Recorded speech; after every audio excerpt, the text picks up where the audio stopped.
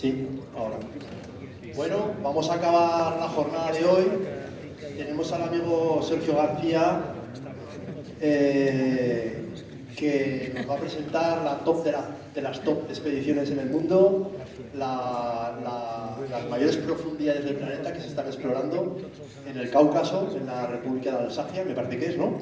Abjasia. Y bueno, pues creo que está todo preparado.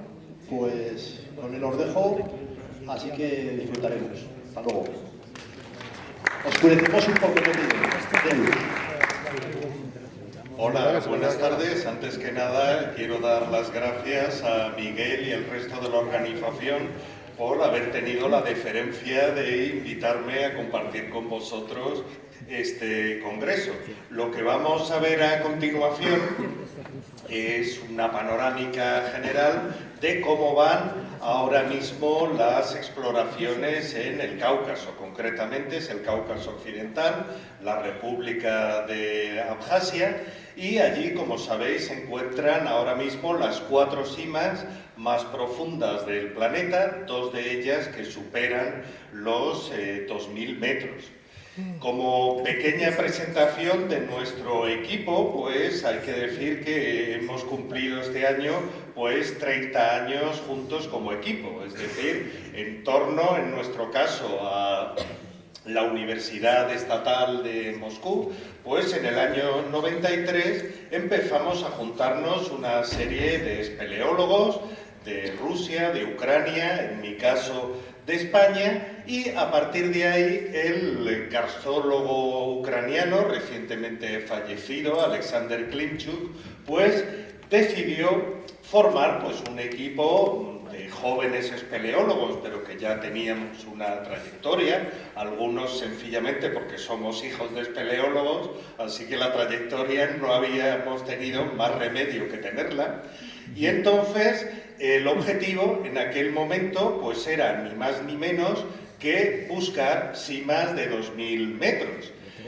Algunos de los que nos conocen de aquella época, claro, pensad que estamos hablando hace 30 años, la cima más profunda era la Jean Bernard, que tenía 1602, y en aquel entonces hablar de 2000 metros pues sonaba a una verdadera barbaridad. Y efectivamente, a partir del 93 empezamos a explorar en una serie de zonas.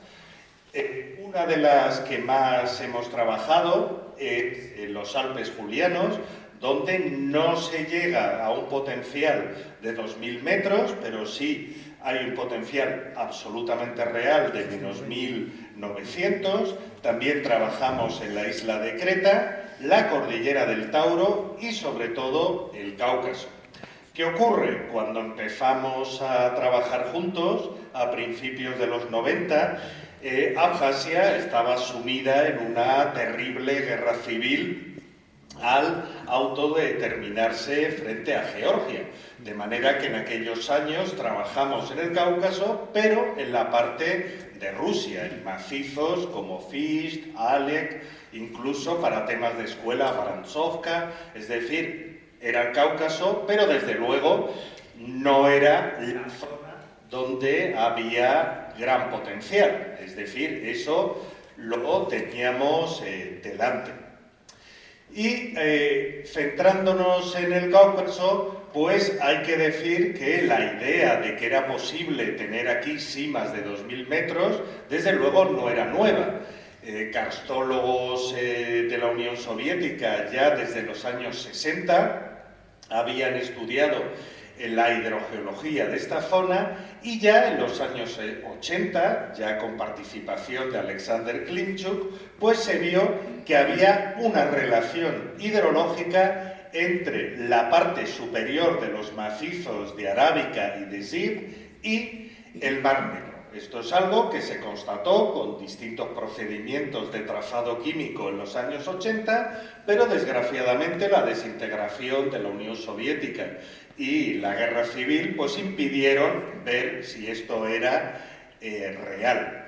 Esto, por ejemplo, es un esquema general con una batimetría que preparó Alexander Klimchuk, en el que vemos de forma sintética la relación entre todas estas cuevas del macizo de Arábica o Arbaica en la lengua local y toda una serie de surgencias a orillas del Mar Negro. ¿Qué ocurre? En los años 80 hubo resultados bastante sorprendentes, como era la relación no solamente con surgencias al nivel del mar, sino incluso alguna de ellas a cerca de 400 metros bajo el nivel del Mar Negro. Eso es algo que entonces sorprendió mucho, pero ya digo que no se pudo investigar a fondo. Por su parte, en la zona de Zib, en el macizo de al lado, pues hay otra cima, Sniechnaya, bueno, el sistema Sniechnaya Mezhonova, que ahora mismo es la cuarta, pero como vamos fatal de tiempo, lo vamos a dejar para otra ocasión. Nos vamos a centrar sobre todo aquí en Abjasia y contaros un poco cuál es la situación aquí. Para que os hagáis una idea, la superficie de Abjasia es de en torno a 8.660 kilómetros cuadrados, es decir, es el país entero, un poco más pequeño que la provincia de Almería. Como sabéis, a estas alturas, Abjasia y Osetia del Sur nominalmente forman parte de Georgia, pero de facto son independientes desde el año 92. Para retomar las exploraciones allí, pues el primer obstáculo, desde luego, era cómo entrábamos en un país que no existe y que no era reconocido por nadie. Es decir, a partir del año 99, el año 2000, que nos propusimos en firme volver allí, el principal problema era de logística pura y dura, cómo entrábamos en esta zona. Todo esto cambiaría radicalmente en el año 2008, porque en el 2008 hubo un intento de Georgia de recuperar Osetia del Sur y Abjasia, hubo una intervención por parte de Rusia y al final el resultado, resumiendo mucho, es que ya una serie de países empezaron a reconocer Abjasia y ya a partir de ese año pues ya la frontera se fue convirtiendo en una frontera pasable desde el punto de vista administrativo, es decir, que la logística pues no iba a ser un verdadero problema como había sido hasta entonces. El país, como os decía, es un país realmente pequeño, poco más pequeño, como os decía, que Almería, y prácticamente toda la zona habitada está en torno a la costa. Esta costa, pues hay una serie de poblaciones, como Sujum, que es la capital, Gagra, otra de las principales ciudades, o Tzandribsk, que es donde tenemos la base de operaciones. El resto de Abjasia, pues son bosques y montaña, es decir, que es un país donde más del 90% de su superficie es naturaleza y en un estado de conservación realmente espectacular. Eso sí, en cuanto te apartas de las zonas principales, sobre todo los primeros años, las huellas de la guerra las encontrabas absolutamente por todas partes, o incluso las infraestructuras estaban totalmente destruidas, es decir, desde la estación de tren de Sujum, el ferrocarril fue desmantelado, escuelas, hospitales, todo había quedado destruido en la guerra civil, o incluso el mismo Parlamento en la capital había ardido, es decir, que desde el punto de vista institucional está claro que el país está bajo mínimos. No obstante, nosotros siempre hemos intentado mantener pues, una relación lo mejor posible con el gobierno local. Aquí, por ejemplo, estamos presentándole los resultados de las investigaciones lideradas por Alberto Sendra y Sofía Reboleira sobre la fauna local, ahí en el Cáucaso y vamos con el ministro de Asuntos Exteriores, pues con la información que nos habían pasado Alberto y Sofía, pues dándole las primicias de qué estamos haciendo allí. En cuanto a las cavidades, a día de hoy, como os decía, sobre este esquema, pues vamos a ver cuáles son las principales con las que nos encontramos. A día de hoy, la más profunda es Viriofkina, la segunda, Kruvera-Varonia, después está Sarmá, de 1830, y luego, cruzando el río Zib, está Sniezhne. Ya en esa zona, pues hay otras cavidades que seguro que a los de mi quinta os sonarán, como Pantiúgina y otras cavidades también muy conocidas. Solamente os daré un dato, adelantando acontecimientos, sobre las profundidades relativas. Nos preguntan muchas veces, bueno, la diferencia de profundidad entre una y otra es mínima. Y sabéis que en grandes sistemas, si consigues un 1% de precisión en la profundidad, te puedes dar con un canto en los dientes. ¿Por qué aceptamos sin pestañear que la más profunda es Viriofkina? Sencillamente porque todas estas tienen el nivel de base en torno a los 110, 116 metros sobre el nivel del mar, es decir, el nivel freático llega al nivel de base, por ser más precisos, del agua, llega a esa altura y sencillamente Viriofkina está a 2309, es decir, está más alta. Luego, si llegamos al nivel de base, pues con toda verosimilitud, pues será más profunda. Por cierto, que no lo comenté antes, la distancia en planta, en proyección desde estas cuevas en concreto y las urgencias, dependiendo de la cavidad, es entre 12 y 14 kilómetros lineales.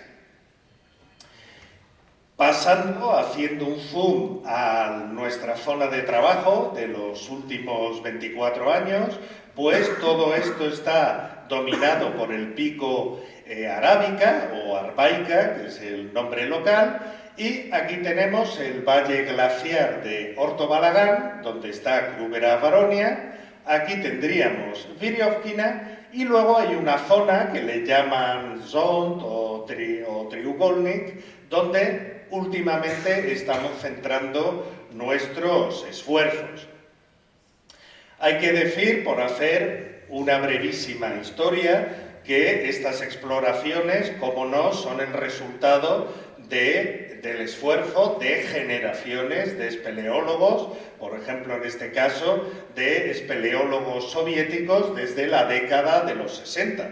Por ejemplo, Sarmá fue localizada por espeleólogos de Krasnoyarsk, que son los primeros que empezaron a trabajar aquí, y en los primeros años de exploración, en las primeras 2 décadas aproximadamente, se alternaron después con uno de los clubes de Moscú, el Pirovsky Speleoclub, y llegaron hasta los 440.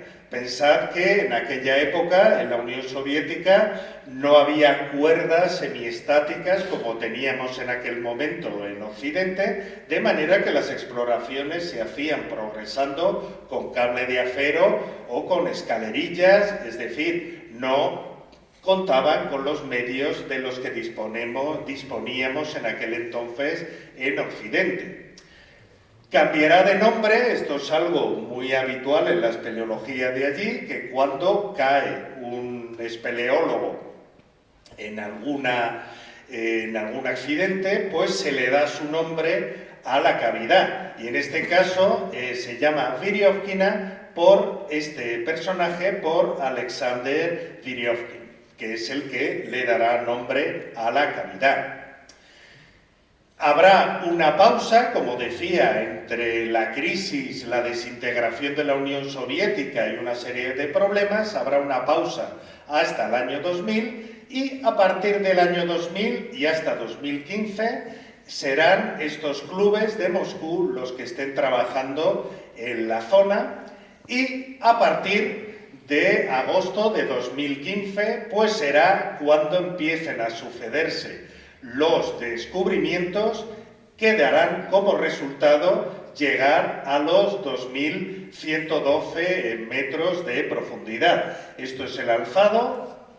Veis que es una cavidad realmente muy vertical, y en este caso, como veis, comparando el alzado con la planta, pues a diferencia de otro tipo de sistemas, como los que hay en ZIP, como Snezhnaya, para que nos entendamos, es más como la Bu-56, es otro tipo de cavidad. Las de esta parte, esto quedaos con el dato porque es importante, son muy verticales. Y a día de hoy, aunque tienen algunos ramales horizontales, no hemos encontrado nada parecido a un colector, y ya veremos por qué.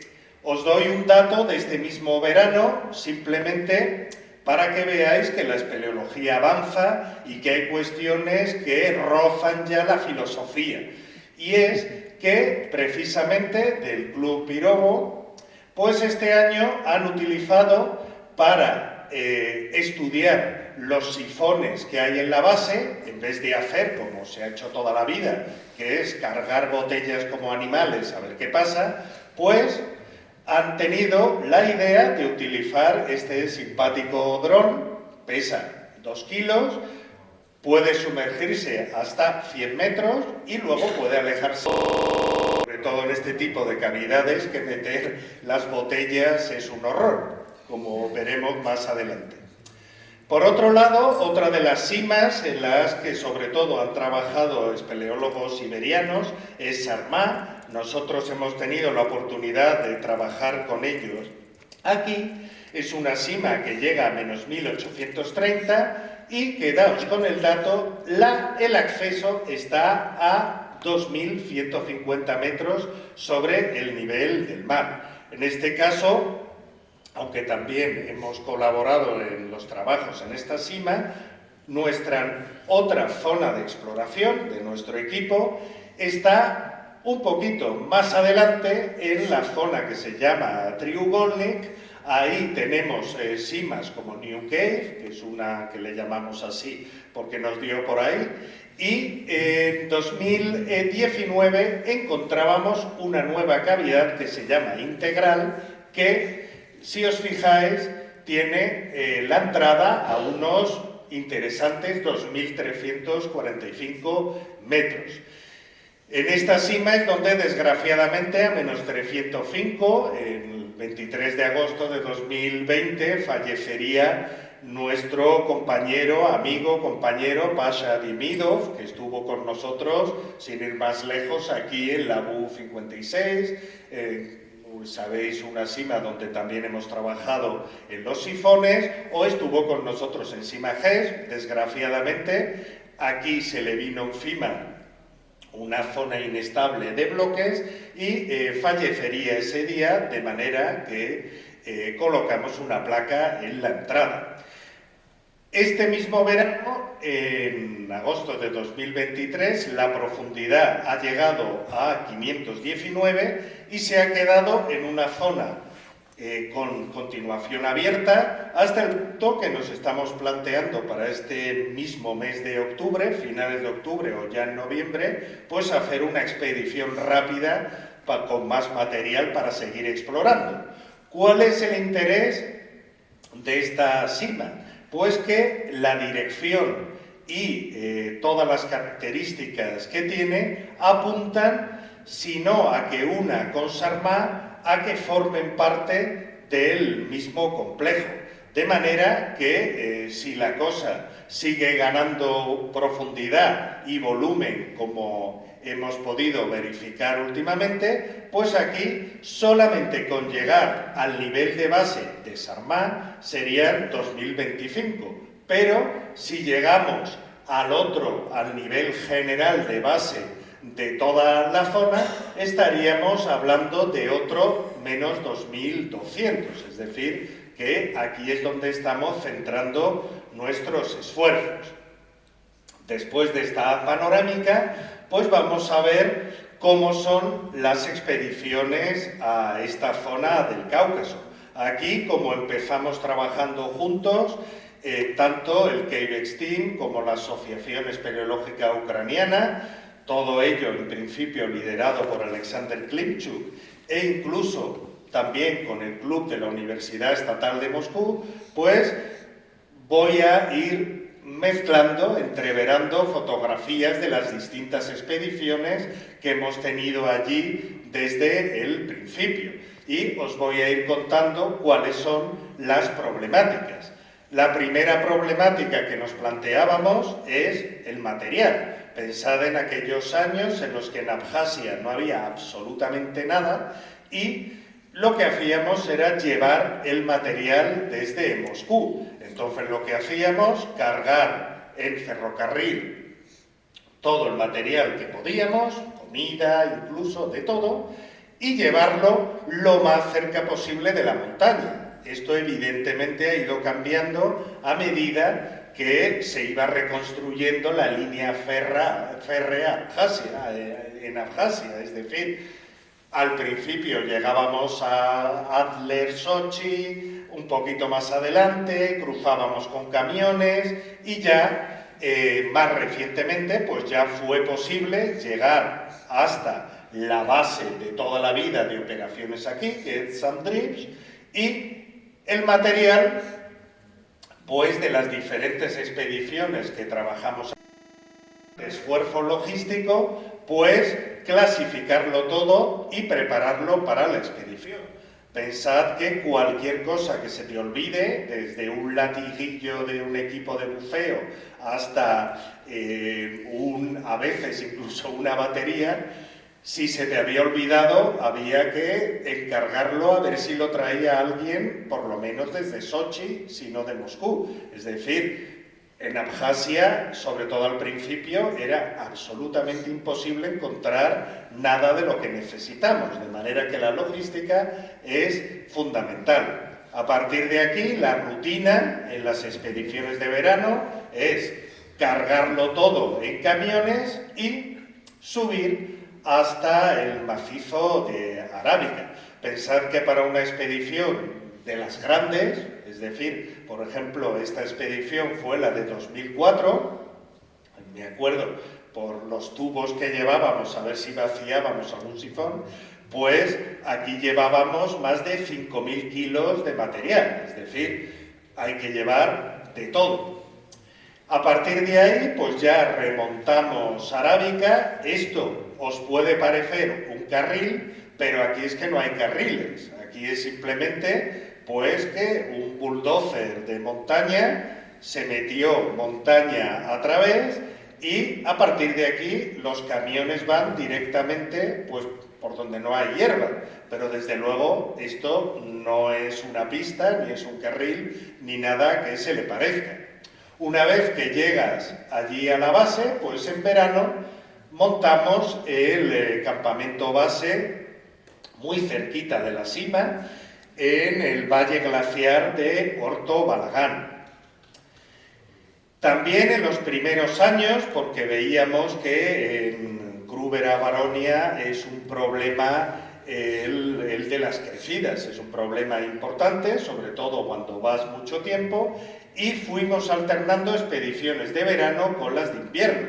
En esos años, pensad que antes de la guerra esta de 2008, principios de los años 2000, pues Abjasia tenía lo poquito que había quedado después de la guerra. Es decir, aquí veis este helicóptero, es un Mi-8 de las primeras generaciones y no pasaba una revisión, podéis imaginar, desde los años 80, literalmente desde los años 80. Es decir, que, bueno, lo poco que había podíamos usarlo, pero era bien poco lo que había. En un momento dado es que había 2 helicópteros en todo el país, es decir, es que no había más.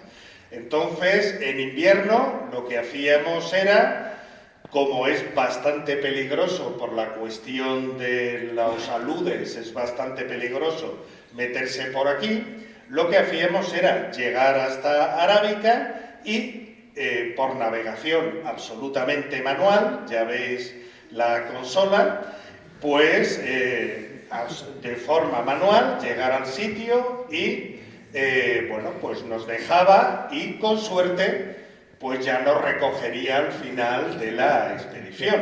¿Qué ocurre? Que aquí es que en estos más de 20 años ha pasado de todo. En la expedición de 2006, pues el helicóptero tocaría con el rotor de cola la nieve. Ya sabéis que para los sensores de proximidad, pues la nieve es invisible. Entonces, al tocar con el rotor de cola, pues claro, adiós a la mitad de la flota aérea de Abjasia. Y bueno, aquí ya veis todo el material de espelio y por lo menos la ventaja es que en esta zona del Cáucaso en invierno hay paquetes de nieve de 10 e incluso 15 metros, es decir, bueno, que se cae en blando, eso hay que tomar nota. Y otra cuestión sobre el transporte es que, claro, pensad que solamente quedaba otro helicóptero operativo, así que de milagro pudieron rescatar a la expedición. Por lo demás, las expediciones invernales tienen el problema de que estamos tan cerca del Mar Negro y hay unos contrastes tan dramáticos de temperatura que, claro, aquí son muy frecuentes las danas, estos episodios de nevadas muy intensas y el primer día a lo mejor aguantabas, pero era cuestión de llegar y empezar a palear nieve como si no hubiera un mañana. Por eso aquí, normalmente, lo que hacemos es meternos bajo la nieve y sencillamente pues tener una...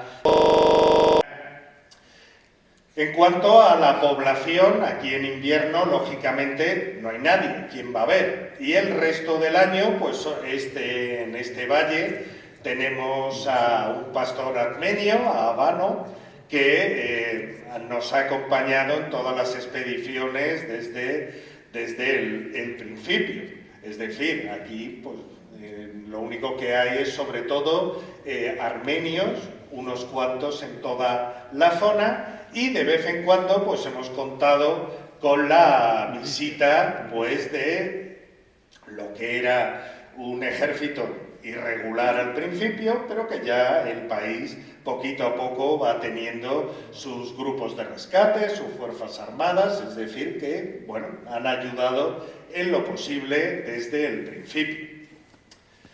Centrándonos ya en la cima que estamos hablando, en Kruvera Varonia, pues hacemos un poquito de contextualización. Esta es una zona muy bien conocida por la espeleología soviética porque hay un sistema aquí, está Kuibishevskaya, por ejemplo, que la tenéis aquí, Genrichova Biesna. Todo este sistema era conocido desde los años 80, hay otra cima que es Berchilskaya, también bastante interesante, un -500, y pensad que cuando empezamos a explorar aquí, pues desde luego Kruvera ni muchísimo menos era como después se convertiría. Todo ello encerrado en este valle glaciar, que es este que veis, y todo jalonado de un sinfín de entradas, grietas, accesos que poquito a poco habrá que seguir explorando. Hay que decir que los comienzos de Kruvera fueron bastante humildes, porque veis que la cima original pues era simplemente poco más que el pozo de entrada y las primeras estrecheces. Será más adelante, en los años 80, cuando este gran sistema pues se planteará relacionarlo con Krubera, que en aquel momento solo era un menos 340. Por cierto, que el nombre de Krubera es por Alexander Kruber, que es el padre de la espeleología, de la karstología en aquel entonces en el Imperio Ruso. En aquella época, pues ya tanto Alexander Kruber como Machtel pues plantearon el gran potencial que tenía Arábica. Lo único que queríamos era esto que se ve, este signo de interrogación, pues esta sala tremenda que hay aquí, fijaos que es una sala como el Carlista, que llegas aquí arriba y ya es un pozo de 100 en aéreo hasta llegar al fondo de la sala. Nosotros lo que queríamos era sencillamente una entrada un poquito más alta, unirlo con el sistema y a ver qué pasa. Ya veréis que no solo no lo unimos en principio, sino que nos pasamos de largo hasta llegar más o menos a la planta donde están los servicios. Siguiendo adelante, este es el valle de Horto Balagán en verano. Aquí veis la cercanía de las cimas.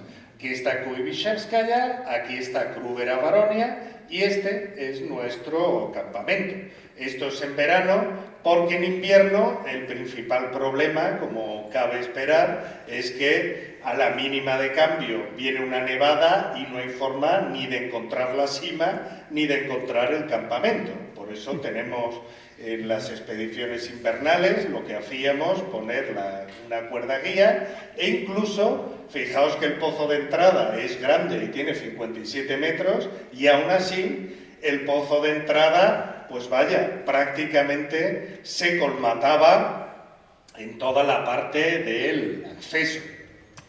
Cuando empezamos aquí a explorar, ya os comenté que era menos 340 el primer tramo y veréis cómo en la primera tirada, en agosto del 99, pues utilizando las nuevas técnicas, pues ya era posible hacer péndulos, mirar ventanas, etcétera, etcétera, y fue ya cuando apareció toda esta red lateral de verticales que claramente no iban a unirse con el resto del sistema. Esta es la entrada, el pozo CD57 en verano, y aquí lo primero que tuvimos que hacer, pues, como os decía antes, la cima estaba instalada de los años 80, pero con cable de acero. Lo primero que tuvimos que hacer es cambiar estas instalaciones de cable de acero por cuerda antes de plantearnos proseguir las exploraciones. Fijaos que aunque sea cable, la filosofía del doble anclaje, por ejemplo, es la misma. O, por ejemplo, como en cable no te vas a poner a hacer nudos de 8, pues son una especie de racks lo que se utilizaba para anclar este cable. Esta es la base del primer pozo y me sirve para también llamaros la atención sobre la importancia de las comunicaciones. Aquí tenemos cable de comunicación a todos los rincones de la cueva. Hicimos un balance más o menos de cuántos metros tenemos de línea telefónica y sumando las distintas ramas de la cavidad hemos superado ampliamente los 10 kilómetros de cable, es decir, que toda punta de exploración que hemos ido teniendo pues va acompañada de su correspondiente cable de genéfono para poder comunicar con el exterior. Otra dificultad añadida es que, claro, uno puede hacer el cálculo de, bueno, 2000 metros, pues malo será que no llegues al fondo con 2500 y pico metros de cuerda. En el caso de Krubera, la dificultad es que los pozos están muy regados, hay peligro de caída de piedras, sobre todo en crecidas, y la mayoría de los pozos y de las zonas por donde descendemos requieren de muchos pasamanos, de muchos pozos instalados por las paredes, siguiendo un recorrido helicoidal, de manera Veis que los pozos tampoco son tan grandes en diámetro y el agua, si no te pilla por un sitio, te pilla por otro, de manera que haciendo un cálculo general para llegar abajo y en todas las zonas que estamos explorando, del orden de los 5.000 metros de cuerda y del orden de unos 1.000 anclajes en números redondos. Otra dificultad que nos encontrábamos al explorar es que la sima, muy bien, la sima muy vertical, bajaba muy rápido, pero es que no había ni un sitio para montar un bivac. Y por eso, a menos 500, que fue el primer sitio donde montamos un medio bivac, fijaos que estamos debajo de una cascada en mitad, en una gran repisa que hay en el pozo, y claro, no había otro sitio donde meterse. Menos 500 parece cerca, pero pensad que en los primeros años la sima era bastante más estrecha que después. Tuvimos un rescate en este punto en 2003, le metimos más de 300 cargas de explosivo y por eso ahora la sima pues es mucho más llevadera y no necesitamos este bivac. Aquí, como veis, pues en todos los puntos de bivac, esto es un poco más allá de la tienda, pues tenemos nuestro genéfono. Pensad que en cualquier momento podemos comunicarnos con el exterior, de manera que garantizamos no solamente comunicación entre bivacs, sino con el campamento base. Y ya un poquito más abajo del bivac de 500 llegamos al meandro sinusoide. Claro, los meandros ya sabemos lo que suponen, llevan material, son estrechos. Bueno, la foto es el sitio fotogénico, el meandro es bastante más estrecho. Lo que pasa es que nuestro problema es que nuestras expediciones son pesadas, es decir, no es que vayamos con ese material, sino que vamos con mucho más material. Entonces, claro, pensad que hay expediciones en las que vamos cargados, pues a lo mejor nos tocan entre 5 o 6 sacas por persona, porque si vas a estar ahí abajo instalando, con equipo de bufeo, equipo de bivac y luego la comida, que también somos humanos, pues hay que llevar una burrada de material, hacer viajes, montar como teleféricos, es decir, la progresión es bastante lenta, pero nos da bastante autonomía. Un poquito más abajo llegamos ya a menos 700, que este bivac literalmente lo fabricamos nosotros. Eso bajo la dirección de un compañero, Día Colea, que un maestro de estas cuestiones, pues nos pusimos a apilar piedras en una gran repisa que hay hasta que conseguimos hacer una base. Fijaos que también estamos bajo la caída de agua, pero decidimos menos 700 porque hay un cambio radical de la temperatura. Pensad que hasta menos 500 y pico estamos en niveles de permafrost, estamos a medio grado y de repente cuando llegas a menos 700 ya la temperatura sube a 3 grados. Tampoco es que sea mucha alegría 3 grados, pero mejor que 0.5 es desde luego. Y aparte, pues estás pasado ya el meandro, que parece más adecuado para reposar. El gran avance lo tendríamos en de los 700 a los 1410, es decir, en una sola campaña conseguíamos llegar hasta esos 1400 y, lo más importante, encontrar la continuación que nos permitiría seguir bajando. Fijaos ya a estas alturas lo lejos que quedaba ese menos 340 de aquí.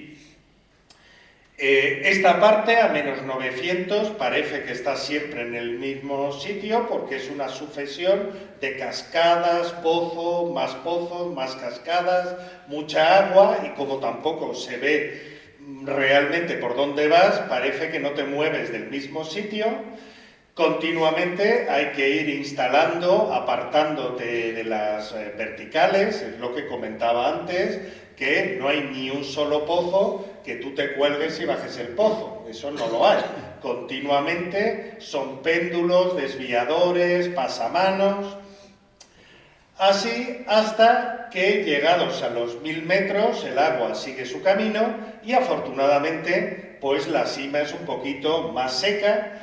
Y la gran sorpresa agradable fue cuando en 2000 llegábamos a 1215 y, hombre, teníamos por fin un sitio seco donde montar el bivac, ordenar el material y preparar la continuación de la exploración. A partir de 1215 la cima cambia mucho. Esto no es una broma. Cuando venimos de abajo y llegamos a 1200, a este bivac, decimos, bueno, ya estamos en la calle, ya estamos saliendo, porque a partir de aquí es más o menos atlético, pero no es tan comprometido como de 1215 para abajo. Sobre todo porque en este punto pues estamos en seco, tenemos un bivac con todas las comodidades, pero de aquí para abajo pues ya lo que nos encontramos a partir del bivac y de esta continuación de la conexión, pues ya es una zona infinitamente más regada hasta los 1710 metros, que recordaréis que fue cuando por primera vez en enero de 2001, ya hace 22 años, el récord de profundidad dejaba de estar en los Alpes y ya se quedaría definitivamente en el Cáucaso.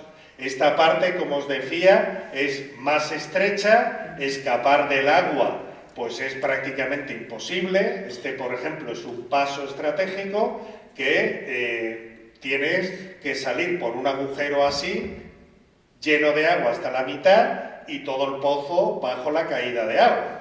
Claro, esta parte os podéis imaginar en la primera exploración sin taladro y que esto lo equipamos mi compañero Bernard Turte y yo con un burilador debajo del agua y que sea lo que Dios quiera. Es decir, pensad que estamos hablando hace más de 20 años y ya esta parte pues era bastante más penosa.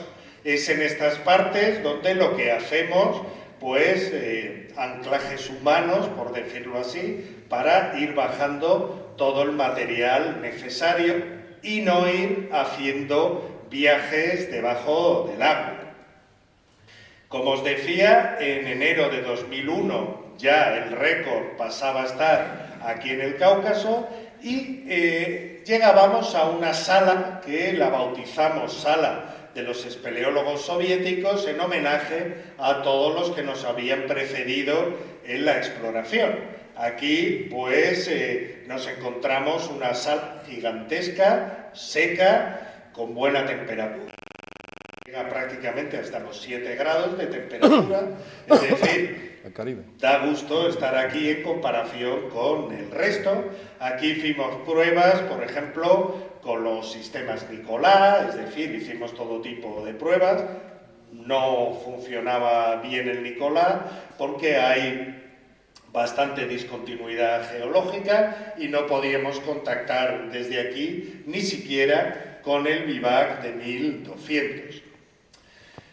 En esta sala, pues claro, esta sala hubiese sido el sitio ideal para que continuara la cima, porque es una sala grande, con arena seca, pero desgraciadamente no tiraba por aquí, así que después de estar intentando hacer escaladas, explorar por todas partes, ya lo que decidimos pues fue meterle mano a un pequeño sifón que teníamos a 1440. Lo de sifón es un decir porque tenía pinta de charco y aquí ya le meteríamos mano en 2003. En 2003 pues superaríamos el sifón llegando a 1625 metros en cabecera de pozo. En este caso lo que hicimos fue montar un bivac a 1400 y en este bivac de 1400 hacerlo lo suficientemente grande para que cupiese equipos grandes para estar todo el tiempo que hiciese falta. Aquí cabemos hasta 8 personas, si nos llevamos especialmente bien pues hasta 10, pero es un bivac amplio y en un sitio relativamente cómodo. A partir de aquí ya hay que ponerse los trajes secos. Los que los habéis usado ya sabéis que tienes que llevar el material normal de espeleo y además entre el mono interior y el exterior, para protegerlo, pues estos trajes que suelen ser bastante incómodos. El caso es que desde aquí ya llegamos al sifón. Aquí tenéis algunas fotos de todo lo que hemos intentado. Con estos tubos intentamos vaciarlo, no había manera. El caso es que al final pues hubo que bucearlo con los procedimientos convencionales y en 2003 por fin el sifón dejaba claro que en aquel momento solamente tenía 7 metros, salía a una pequeña galería y de ahí a una cascada, es decir, al otro lado había continuación, pero ese otro ramal de la cueva, el problema que tenía es que ahí no había forma prácticamente ni de ver qué tenías delante. Pensad que era el año 2003, íbamos con carburo, al otro lado lo que había era o agua vaporizada, agua en suspensión, agua cayéndote. En algunos pasos pues había que meterse, pues como veis en la foto, aquí estoy yo intentando montar la línea de progresión escapando del agua, pero por mucho que quisieras, tarde o temprano había que meterse por debajo, es decir, que cada metro que íbamos ganando era a costa de mojarse y mojarse bien. Pensad que en un principio sin bivac, es decir, había que cruzar el sifón, explorar, remontar la cascada y todo con el agua de frente, el sifón pasarlo con el agua en contra y ir al bivac de 1400. Aquí, pues, el gran empujón se lo daríamos en 2004. Algunos acordaréis que tuvimos una expedición, en este caso patrocinada por National Geographic, y aquí 4 compañeros ucranianos, Bernard Turte y yo, nos tiraríamos pues un mes explorando en toda esta zona post-sifón. En agosto de 2004, pues conseguíamos llegar a los 1785 aquí. Era pues otro récord, eso está muy bien, pero nuestro buceador de punta, Gennady Samogin, se metió por el sifón, no tenía continuación y a partir de ahí pues empezó la búsqueda de, primero, dónde montar un bivac en condiciones. Por fin encontramos un sitio seco. En este bivac, pues como en los otros, teníamos todas las comodidades, incluso comunicaciones, es decir, es un bivac bastante cómodo, pero ya para 2004 teníamos la siguiente dificultad, que ya nos íbamos electrificando.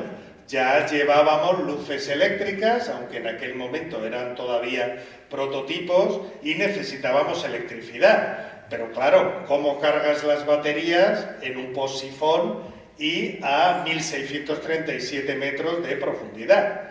Y aquí un compañero, Kostya Mugin, lo que hizo fue diseñar una turbina, y esta turbina la montamos a 1650 y ya nos proporcionaba luz eléctrica 24 horas. Con esta turbina pudimos arreglar este problema de la electrificación. Pero claro, es lo que os comentaba. Habíamos llegado a 1785 a un sifón y la sima pues no tiraba. Empezamos ya, claro, con esa presión desde arriba. Teníamos al jefe de expedición de entonces, Alexander Klimchuk, que diariamente nos insistía en que es que había que encontrar ese 2000 que estaban los americanos pendientes. El caso es que nos metimos absolutamente en todos los agujeros que encontramos hasta que justo delante del campamento, un agujero que parecía impenetrable, pues nos metimos, es un agujerito que luego da paso a una serie de resaltes y a partir de aquí son 300 metros lineales de estrechezas. Aquí tengo que deciros que daba un mal rollo espantoso que todos estos pasos tan angostos parecía que se inundaban. Quedaos también con ese dato. El caso es que nos metimos por ese agujero que parecía una broma, porque eso cómo va a tirar. Pero el caso es que después de 2 horas reptando por ahí, aquí estamos Bernard y yo arrastrándonos. Este es el paso más ancho donde le pude sacar a Bernard una foto. Pensar también con el carburo, que todo con esa neblina que se formaba y sobre todo sin saber si después de esos 300 metros se cerraba y había que recular o había continuación. El caso es que después de mucho reptar conseguimos llegar al otro lado y llegar a una parte totalmente. Como veremos después, a partir de ahí lo que queda es bajar buceando. Para eso lo que hicimos fue montar un bivac a 1980. Lo de el bivac este, pues claro, podéis imaginar que creíamos que meter botellas por el tubo de marras era duro. Nada de eso, lo duro fue meter el bivac porque las sacas eran más grandes y no cabían físicamente. Entonces el bivac tuvimos que pasarlo esos 300 metros de estrechezas, uno tirando y otro empujando para que pudiese colar, es decir, horas y horas empujando el material. Al final, pues ya estos pequeños sifoncetes pues darán la posibilidad. Aquí, como es lógico,